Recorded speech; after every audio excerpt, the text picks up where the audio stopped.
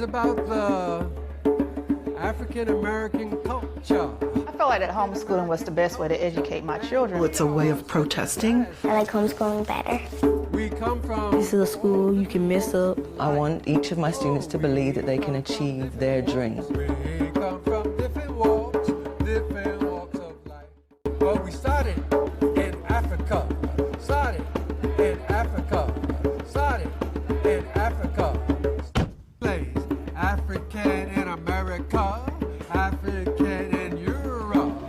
We're no longer looking to the public school for uplift for the culture, but the lesser known history is that we've always been self-taught, and it was our self-agency and our self-determination that got us to the point where we were seeking education as a way of freedom. So let's have a serious talk right now. Let's talk about how the public school system is not for your child. Let's talk about that. Let's talk about all the stories, that have come out about that I've reported on and that other various media outlets have reported on that are basically showing proof of why you should take your kid out of public school. Because now public schools seem to be a place where their job is to demean you.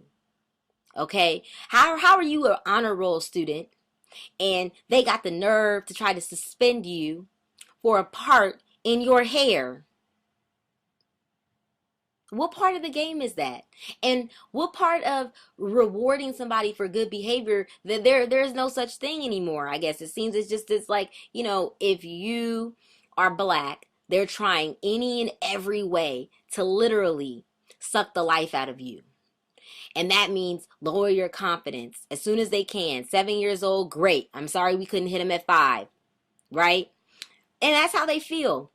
They want to demean your kids for everything that they can to lower their confidence.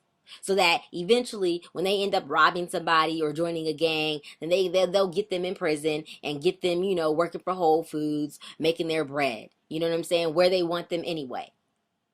And again, these schools, they have all these rules and regulations for a reason. Those rules and regulations aren't educating your kids. They're keeping your kids from being creative. They're keeping your kids from being innovative. They're keeping your kids from being free. So they come to public school thinking, okay, I'm coming to school today. I should be able to express myself. I should be able to have fun. But no, really, they're walking into a pre-prison before they get to the real prison.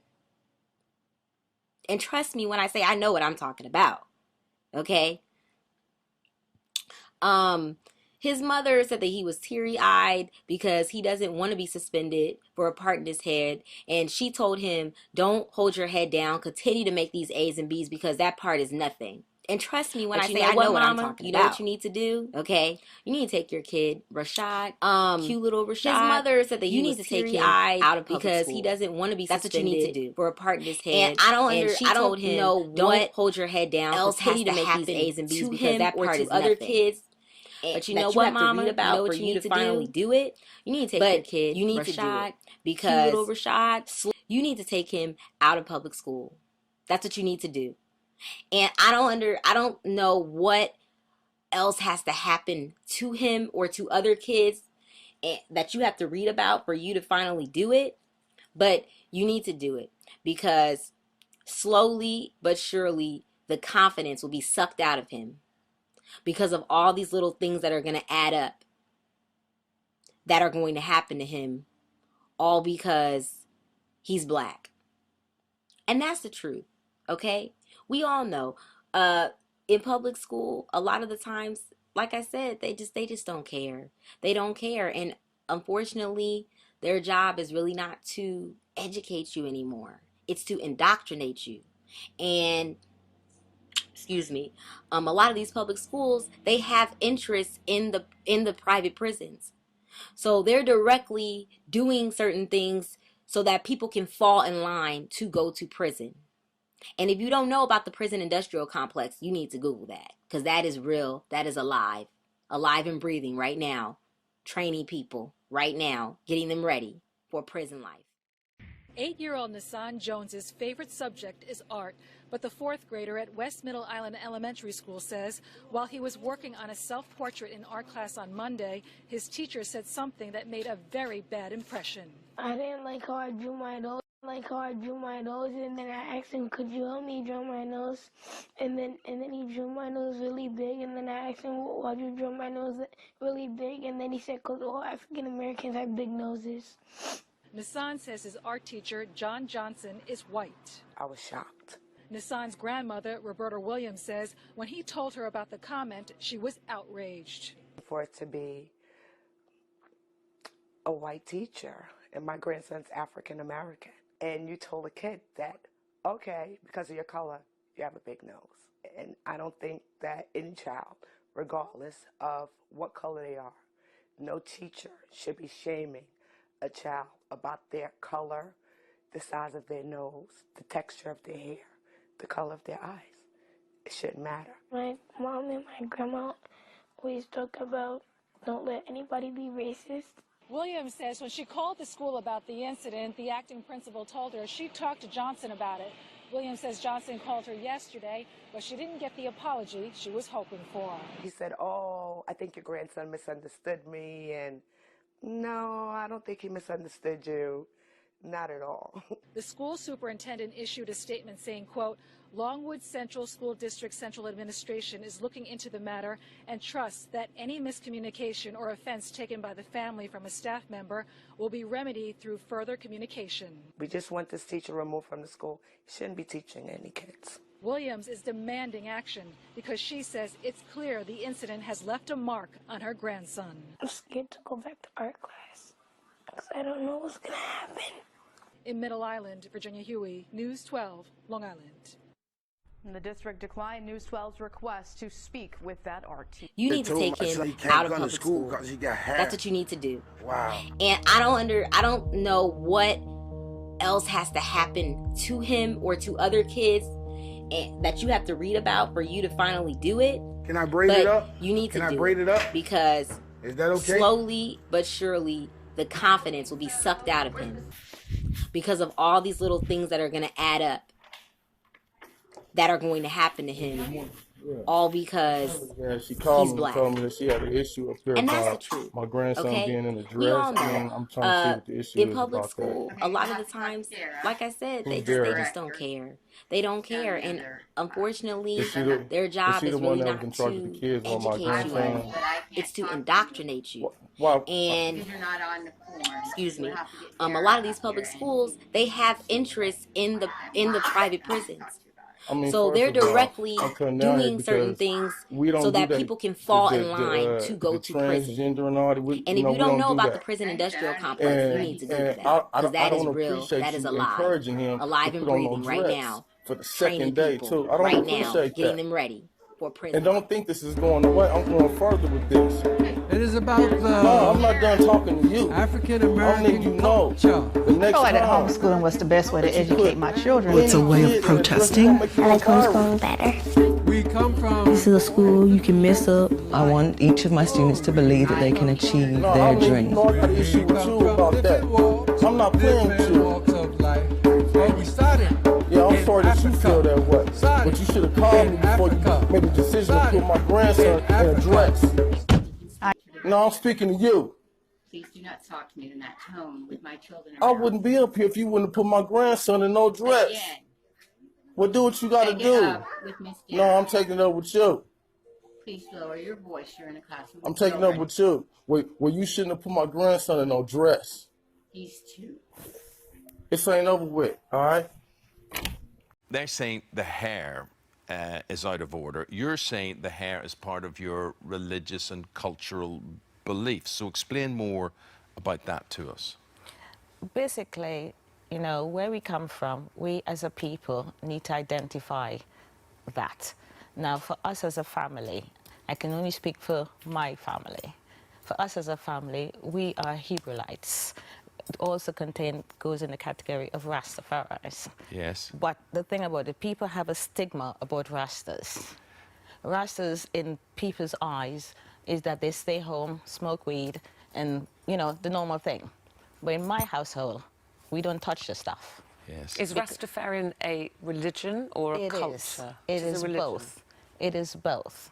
You can put it in a religion form, because if you read the Bible, it also says that when the Lord came, his hair was like wool. It clearly says it in the Bible. In a culture where I come from, kids, this is how they wear their hair. So, Mum, you will say, you know, I think the fear would be this is a fashion trend. And your point is absolutely not. It's not a fashion trend. So here's the problem. I think, you know, the school have their policy, and you can argue it one way or the other with you, but you can also argue surely the school, before they took Chickasee on board, they should have understood the child that they were accepting into the school, surely. Or told you that their hair wasn't acceptable. Yes. Did you have any kind of conversation with them? Not about my son's hair, because as far as I was concerned, it was not an issue. As far as, in my opinion, it wasn't an issue. I went to several occasions to different meetings in the school. Everything they send us to go to, I will go. I bring my son with me. I had a meeting, not a meeting as such, a conversation with the headmaster. He shook my hand, he shook Chickasee's hand, he said, welcome to Fulham Boys School. He said it'll be a pleasure. Okay. So you say you had read the school rule book and there was nothing in there. There were mention of that they couldn't have hair beyond their collar, but Chickasee ties his hair up.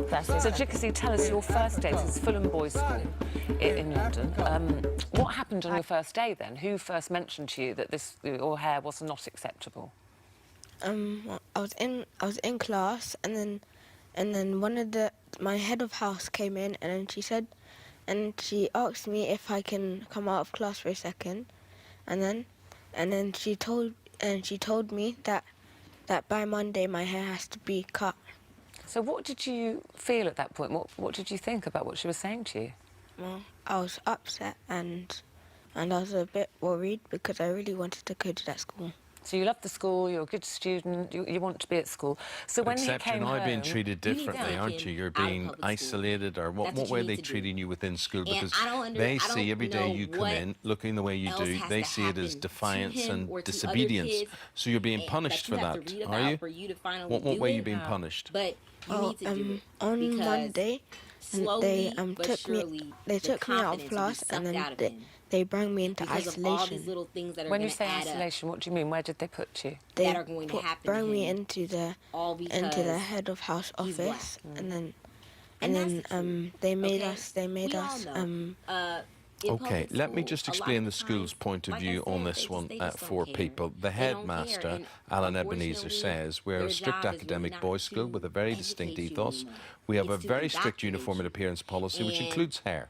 Hair cannot be shorter than a number 2, longer than your collar, and must be one natural colour, no braids, no dreadlocks, and no cult hairstyles. We are treating this as a cultural issue at the moment and are surprised that the parents have not discussed this with us sooner and left it to the start of term. So I hear what Mr. Ebenezer is saying, but you're saying you met him or you met officials of the school before Chickasee was appointed. So he knew, or he should have raised that point with you then. We put it to you, headmaster, that you should have raised that then. But also, you're saying it doesn't. He's mentioning dreadlocks there, but actually, in the written rule book, it doesn't say the word dreadlocks at all. At all, because that's the thing about me. I'm a strict mom. Okay, yes. So before even he went into the school, 2 things he did. He spent an entire day in the school. Nothing was mentioned to me. I sat down, downloaded it, the policy, read it through. I said, okay, fine. They said no twists. Okay. Well, look, no, this is yes, because it says the headmaster was on to say that anyone who refuses to follow school policy faces exclusion. Boys from all cultures and backgrounds are welcome and feel part of the school. And if you don't adhere to the policy, there is no point in having a policy. So this could result on him being booted out of the school. Yes. So have you taken this further than the headmaster? Well, I've written the headmaster. I followed their procedure again. That's on the website. I've written to the headmaster, and he refused to write back to me. So what happens now? I mean, I have to say that Chickasee doesn't have permission from the school to be out of school today. That's your choice, to bring him out of school and bring him here. So what do you want to happen now? What do you think will happen now? Well, at the end of the day, the main thing and the most important thing is my son's education. And for a headmaster to be sticking to this sort of policy, Yes. it is absolutely But wrong. Tuesday, if the main thing is your son's education, you maybe could argue that then the hair has to go, the dreadlocks have to go. No, it doesn't. So then that's not the main thing, his education isn't the main thing. Education is his main thing, because I had other kids and they all went to school and they all got education, Yeah. very good education, and they're all in very good positions at the moment. And they all had dreadlocks. And they all had dreadlocks. Welcome to the Advice Show, media with a common sense approach. So there was a young man, 12 years old, going to a private Catholic school, and he was suspended for staring at a girl. Yes, suspended for staring. Let me roll the clip. Parents of a 12-year-old Catholic boy are a little peeved. Their son was suspended from school last year for staring at another student. It happened at St. Gabriel Consolidated School in Glendale. The perception was that he intimidated her. Kicked out of school for staring at another student, the parents would not let their child be filmed, so I asked the mother to show me the face her kid said he made. The school says that stare was intimidating. The parents took the school to court to get the suspension erased from the record, but they lost the case. In court documents, though, the school said the discipline is consistent with the handbook and the female student felt threatened. But Tolbert's son even wrote an apology letter. It reads in part, "I never knew she was scared because she was laughing. I don't want to be suspended anymore. This will be my last time intimidating anyone." The parents say they didn't know about the incident or the apology letter until 3 days after it happened. The parents told me the same student who said she was a victim did something pretty bad herself. So the same girl that accused my son of this act of perception of intimidation aggressively poured milk on someone else's lunch. When she did that, there was no repercussions for that academic penalty. She received nothing for that. We tried to talk to the school. They sent us a statement saying, quote, Judge Patrick Dinkelacker listened to the plaintiff's arguments yesterday, rejected them, and dismissed the complaint against the school. We aren't going to comment any further on particular issues concerning our students. Now, most people will say this is the most ridiculous story I've ever heard in my life. You're going to suspend someone for staring. Well, you know, this really isn't odd for a black person because, you know, we remember Emmett Till. Most of you who don't know about Emmett Till, he was allegedly staring and whistling at a white woman. And what did they do to him? He was a young boy. They beat him, killed him mercilessly just because he was looking and staring and whistling supposedly at a white woman. Recently, in 2015, we had another story of a black man who was stopped by a police officer for staring. We covered that on this channel, as you saw. Without being in the cop car, right? You know how it is when the police pulling you over? You're like, I'm not doing nothing. Why is he, every move I make, why is he making it? I'm not doing nothing. Okay. Because I have a Michigan plate. Other than that, why was you trailing me?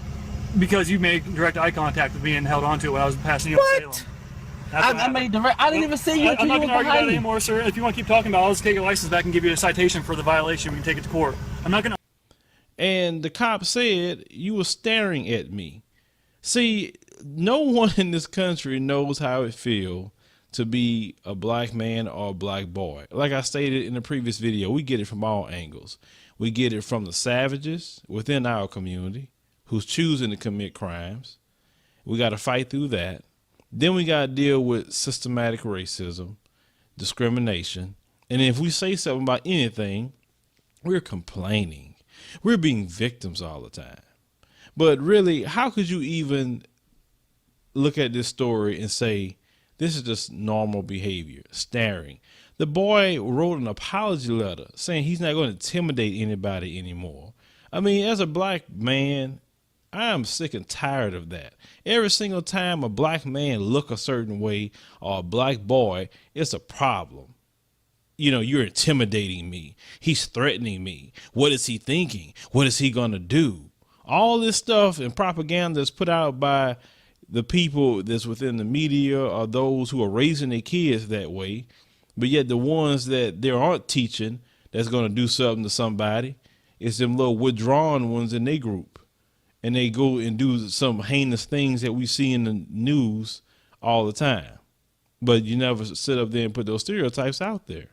See, this story is just wrong. Even if you're paying for a private school, and this is the thing, you can be sometime a great person, don't commit crimes, and still deal with racism. And I know what some of you going to say is, well, you were saying in a video yesterday about the savages within our community. Yeah, but I never said we was removed from racism. You could be a president, you could be a doctor, lawyer, you can be whatever, and still have to deal with racism. You could never commit crimes. You could pay your taxes. You could vote. You can do everything right, and they still would look at you that way because there are people who don't like us. There are people that feel that we shouldn't be in certain schools and stuff like that. That's why I highly support that we in the black community to get together and open up our own schools that we won't have to deal with getting suspended for staring at somebody. I mean, come on, people do that all the time. People sometimes stare off into space. They're looking your direction, but they're not really staring at you. They're probably thinking about something else.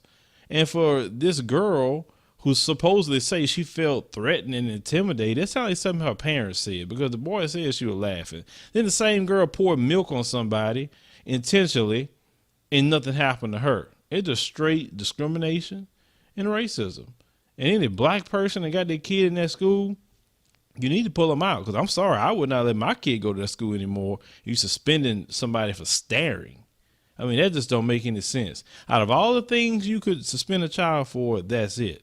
That's why the American education system just sucks in a lot of ways. You're paying attention to the wrong things, but not trying to educate these kids. Hit me up in the comments, use your commentaries, subscribe.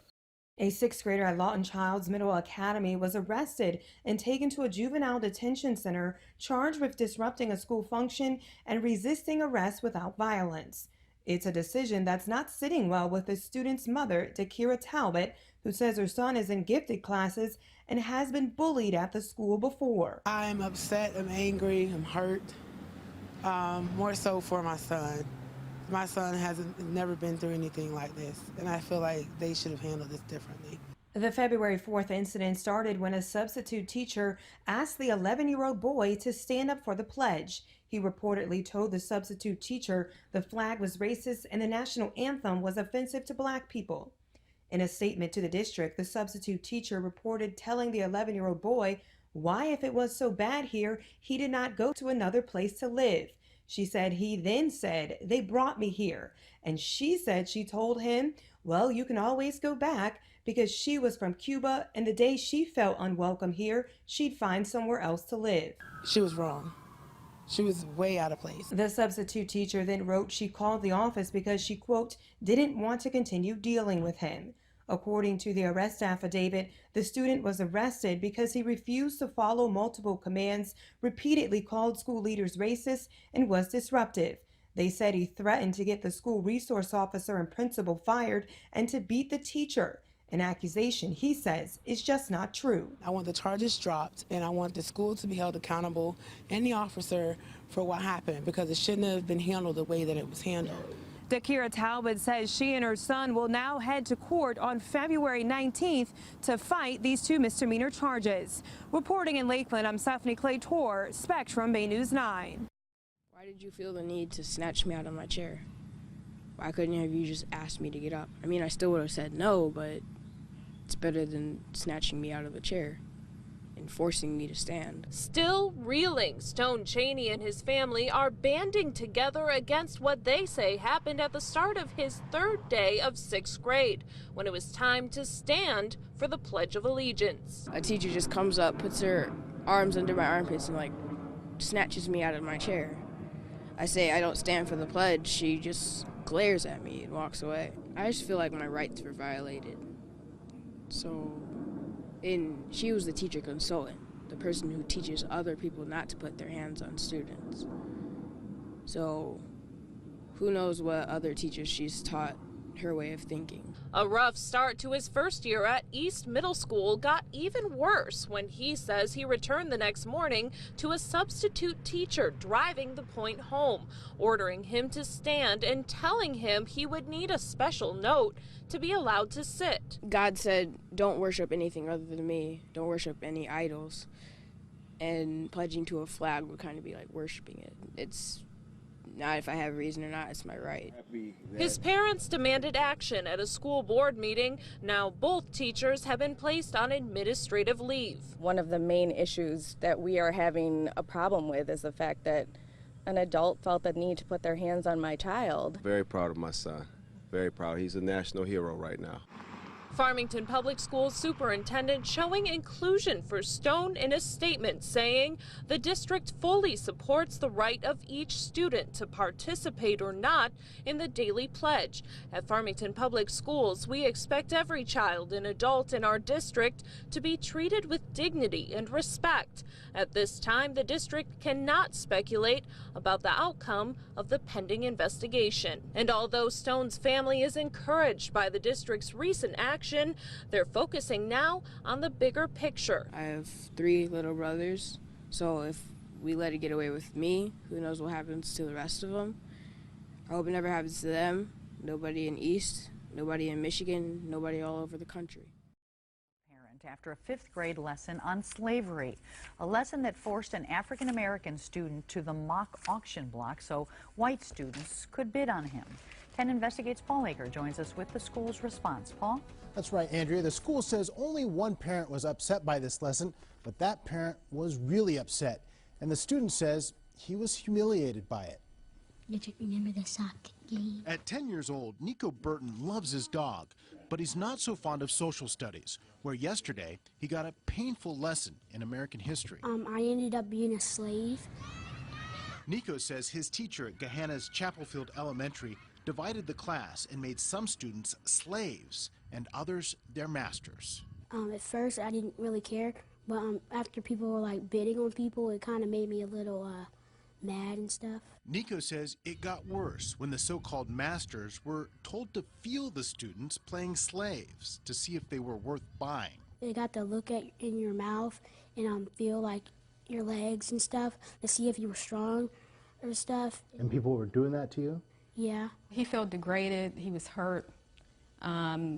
Kids picked on him later. Nico's mom, Anika, says she's astonished. I feel like that was totally inappropriate. It was racist and degrading. Gahanna Jefferson School District officials declined to comment on camera, but a spokeswoman claims this was part of a state-required curriculum. She tells 10 Investigates it was a one-time lesson, and in a statement she wrote, "As soon as the concern was brought to our attention, school officials acted promptly to speak with the parent. Then, while we were at Nico's house, his principal called. We overheard his apology." I apologize for that. Definitely, I make sure that type of lesson doesn't happen. I'm just shocked nobody has ever said anything about it. While the family says the apology is nice, Nico says he's still waiting to hear one from his teacher. And it was kind of mean, and she should have said sorry. And we contacted the State Board of Education to find out what the law requires. It does call for 5th graders to have exposure to diversity education, but the law does not mention anything about mock slave auctions.